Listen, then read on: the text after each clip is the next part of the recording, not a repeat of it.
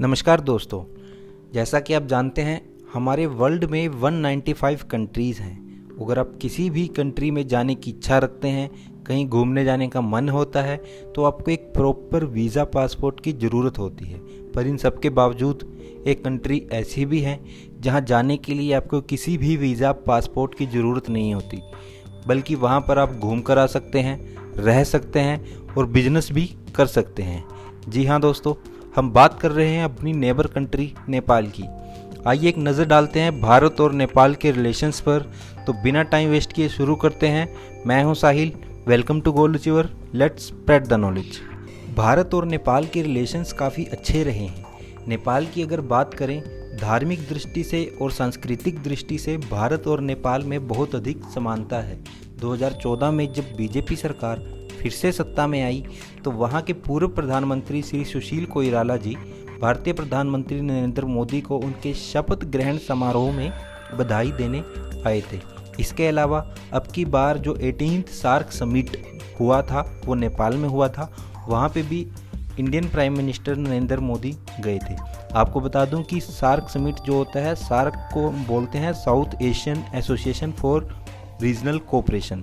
इसमें 7 कंट्रीज़ हैं, इंडिया, पाकिस्तान, बांग्लादेश, श्रीलंका, नेपाल, भूटान और मालदीव। इसके अलावा भारत या नेपाल में जब भी बाईलेटरल विजिट, जिसको हम द्विपक्षीय वार्ता कहते हैं, जब भी बाईलेटरल विजिट होती है तो दोनों देशों के प्रधानमंत्री का एक दूसरे के देश में आना जाना होता। साल 2015 में जब नेपाल में भूकंप आया तो भारत ने नेपाल की हर संभव मदद की। भारत ने नेपाल के लिए ऑपरेशन मैत्री चलाकर अपनी एनडीआरएफ की टीमों को नेपाल भेजा। 1000 करोड़ रुपए की आर्थिक मदद भी की। नेपाल के गुड रिलेशंस में जान डालने का काम किया है Indo Nepal treaty of peace and friendship ने। जी हाँ दोस्तों, ये ट्रीटी जो थी भारत और नेपाल के बीच हुई थी। यह ट्रीटी नेपाल के तब के प्रधानमंत्री मोहन शमशेर जंग बहादुर और भारतीय एम्बेसडर के द्वारा साइन की गई थी, जिसके आर्टिकल 7 में साफ लिखा है कि matter of residence, ownership of property, participation in trade, इन सब की दोनों कंट्रीज़ को परमिशन होगी। पर आजकल दोनों देशों के बीच में टेंशन चल रही है, रैंगलिंग चल रही है। ये तनातनी जो है अभी कुछ टाइम पहले शुरू हुई है। आइए देखते हैं कि दोनों देशों के बीच ये टेंशन क्यों हुई। अगर बात की जाए तो दोनों देशों के बीच तनातनी की शुरुआत अगस्त 2015 में ही शुरू हो गई थी। क्या हुआ था अगस्त 2015 में, आइए देखते हैं। अगस्त 2015 में वहाँ पर मदेशियों ने एक मूवमेंट चलाया था। नेपाल के फ्लैट एरिया यानी तराई क्षेत्र में जो लोग रहते हैं उन्हें मदेशी कहा जाता है। हुआ यूँ था कि सितंबर 2015 में नेपाल अपना नया कॉन्स्टिट्यूशन यानी संविधान लाने वाले थे, जिसमें मदेशियों ने कहा था कि नेपाल की पार्लियामेंट में मदेशियों को कम सीटें देने और पहाड़ी यानी ऊपर वाले क्षेत्र में रहने वाले लोगों को ज़्यादा सीटें देने का प्रावधान इस संविधान में किया गया है। अपनी मांगों को पूरा करने के लिए मदेशियों ने वहाँ पर एक आंदोलन शुरू किया और इस आंदोलन की वजह से भारत और नेपाल के बॉर्डर को कुछ समय के लिए सील करना पड़ा था। नेपाल में जो है ब्लॉकेड हो गया था और नेपाल के प्राइम मिनिस्टर ने कहा था कि मदेशियों के पीछे भारत का हाथ है। इस टेंशन की शुरुआत 2 डेट से हुई है। पहली है 2 नवंबर और दूसरी है 8 मई। 2 नवंबर को क्या हुआ, 2 नवंबर को सर्वे जनरल ऑफ इंडिया द्वारा एक नया पॉलिटिकल मैप जारी किया गया और 8 मई 2020 को Indian defence minister Rajnath Singh ने उत्तराखंड के धारचूला से लिपुलेख तक एक नई बनी रोड का उद्घाटन किया। यह रोड धारचूला से लेकर लिपुलेख पास तक बनी 80 किलोमीटर लंबी रोड है, जिसका फ़ायदा कैलाश मानसरोवर जाने वाले यात्रियों को होगा।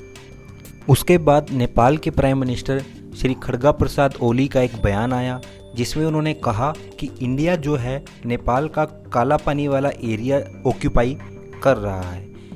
इंडिया के उत्तराखंड में नेपाल बॉर्डर के पास यह एरिया है, जिसे नेपाली पीएम ने अपना बताया। भारत की ओर से मिनिस्ट्री ऑफ एक्सटर्नल अफेयर ने कहा कि यह पूरी तरह से भारत की टेरिटरी में है, जिसका मकसद सिर्फ कैलाश मानसरोवर के यात्रियों को फ़ायदा पहुंचाने से है। लिपुलेख पास, लिपुलेख दर्रा जिसे हम कहते हैं, इस पूरे डिस्प्यूटेड एरिया यानी विवादित क्षेत्र के सेंटर में आता है। उसके बाद नेपाल की तरफ से भी एक नक्शा जारी किया गया जिसमें लिम्फियाधुरा, काला पानी और लिपुलेख को नेपाल में दिखाया गया। तब से नेपाल और भारत में तनातनी बढ़ती चली गई और नेपाल द्वारा नक्शा जारी करने के अगले दिन ही नेपाल के प्रधानमंत्री केपी ओली द्वारा भारत पर आरोप लगाया गया कि कोरोना वायरस फैलाने के लिए इंडिया रिस्पॉन्सिबल है। उन्होंने यह भी कहा कि भारत का वायरस चीनी वायरस से भी ज़्यादा खतरनाक है। उसके बाद उनकी तरफ से एक और बयान आया जिसमें कहा गया कि भगवान श्री राम भारत में नहीं नेपाल में पैदा हुए। अब अगर इस डिस्प्यूटेड एरिया की बात करें कि वास्तव में ये किसका है, यह एरिया भारत का है या नेपाल का है, तो इसे जानने के लिए इस बॉर्डर की हिस्ट्री जानते हैं। आइए आपको लेकर चलते हैं आज से लगभग 200 साल पहले, जब भारत पर ब्रिटिशर राज करते थे। अब ब्रिटिशर चाहते थे नेपाल की तरफ एक्सपेंड करना। नेपाल में उस समय किंगडम हुआ करती थी, किंगडम ऑफ गोरखा। तब नेपाल की किंगडम और ब्रिटिशर में वॉर हुई जिसे कहा जाता है एंग्लो नेपलीज वॉर। लगभग 2 साल तक यह वॉर हुई और 1816 में ब्रिटिशर के जीतने के बाद एक ट्रीटी साइन हुई जिसे ट्रीटी ऑफ सुगोली कहा जाता है। इस ट्रीटी में तय हुआ कि नेपाल और इंडिया की बाउंड्रीज कैसे डिफाइन करी जाए। तब ब्रिटिशर ने इंडिया और नेपाल के बॉर्डर के पास महाकाली नदी जो है इसको ही इंडिया और नेपाल की बाउंड्री माना। अब गूगल अर्थ की हेल्प से देखते हैं कि हाँ ये एक्चुअल बाउंड्री क्या है, नेपाल जिसको कह रहा है वो एक्चुअल बाउंड्री है या इंडिया की तरफ से जो बोला गया है वो एक्चुअल बाउंड्री है। अब अगर गूगल अर्थ की मदद से हम इस डिस्प्यूटेड एरिया को देखते हैं तो आप देखोगे नेपाल और भारत का बॉर्डर महाकाली नदी को ही बॉर्डर मानकर डिफाइन किया गया है। ये जो येलो वाली लाइन आप देख रहे हैं ये इंडिया और नेपाल का बॉर्डर है। आप देखोगे अगर हम इसे जूम इन करके देखते हैं तो ये वो मेन कारण है जहाँ से ये डिस्प्यूट शुरू हुआ। आप देखोगे ये महाकाली रिवर नेपाल और भारत के बॉर्डर के साथ साथ चल रही है। मेन डिस्प्यूट की प्रॉब्लम यहाँ शुरू होती है जब गुंजी के पास ये नदी बट जाती है। जो ये मोटे वाला नदी है लॉजिकली इसे ही बॉर्डर मानना चाहिए और ब्रिटिशर ने भी स्टार्टिंग में यही किया, इसे ही मेन बॉर्डर माना गया। तो देखा जाए जियोग्राफिकली ये एरिया नेपाल का है, पर बाद में उन्हें रियलाइज़ हुआ कि ये एक्स्ट्रा पीस ऑफ लैंड जो हम नेपाल को दे रहे हैं ये स्ट्रैटेजिकली बहुत इंपॉर्टेंट है, बाद में चाइना के साथ ट्रेड करने में हमारे काम आ सकता है। अब कहा यह जाता है कि 1860 में उन्होंने यह मैप चेंज कर दिया और पतले वाली नदी को नेपाल का बॉर्डर माना गया। इस पतले वाली नदी को नेपाल का बॉर्डर माना गया। उस वक्त नेपाल की किंगडम को भी कुछ फ़र्क नहीं पड़ा और उन्होंने इसे जाने दिया। तो तभी से यह बॉर्डर डिस्प्यूटेड बॉर्डर माना गया है।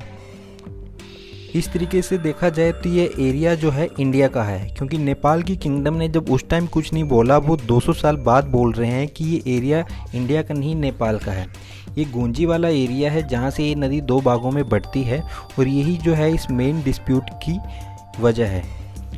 उसके बाद यह मैप ब्रिटिशर ने 1827 में जारी किया था जिसमें इन्होंने मोटे वाली रिवर को ही मेन बॉर्डर माना था।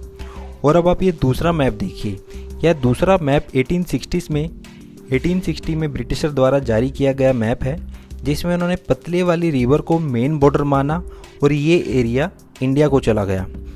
इस मामले में आपका ओपिनियन क्या है, यह एरिया इंडिया को जाना चाहिए या नेपाल को जाना चाहिए? वैसे अगर लॉजिकली देखा जाए तो ये एरिया इंडिया को जाता है। कमेंट करके मुझे ज़रूर बताइएगा। इसमें मेरा ओपिनियन यह है कि देखा जाए भारत और नेपाल बॉर्डर जैसा तो कुछ है ही नहीं है, इसमें बॉर्डर वाली तो कोई बात ही नहीं है। इंडियन और नेपाली से एक दूसरे की कंट्री में आ जा सकते हैं, जैसा मैंने आपको पहले बताया। तो हम इस एरिया को लेकर बहस कर ही क्यों रहे हैं, सिर्फ इस एरिया को अपने पॉलिटिकल मैप में दिखाने के लिए? जबकि मुझे लगता है कि दोनों देशों को आपसी विचार विमर्श से इसे सुलटा लेना चाहिए और दोनों कंट्रीज़ को मिलकर इस डेवलप करना चाहिए। आपको आज का हमारा लेक्चर कैसा लगा कमेंट करके ज़रूर बताएं और इस लेक्चर की PDF आप टेलीग्राम के गोल अचीवर फैमिली नाम के पेज से डाउनलोड कर सकते हैं। Thanks for your patience, keep learning, thank you very much.